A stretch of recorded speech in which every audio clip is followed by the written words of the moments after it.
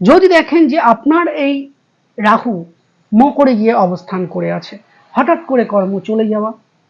কর্মের ক্ষেত্রে মন না বসা, কর্মের প্রতি অনীহা, বারে বারে কর্ম পরিবর্তন,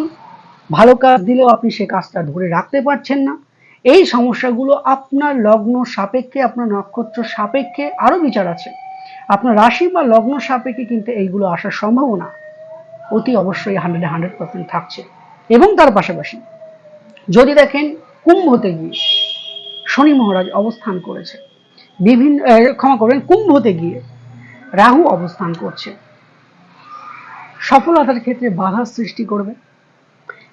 আবার এই কুম্ভের ক্ষেত্রে রাহু যখন অবস্থান করবে, আপনি যে সেক্টরেই থাকুন না কেন সেখানের আর্নিং এর জায়গা কিন্তু বাড়িয়ে দেবে। সৎ পথের থেকে অসৎ পথে কিন্তু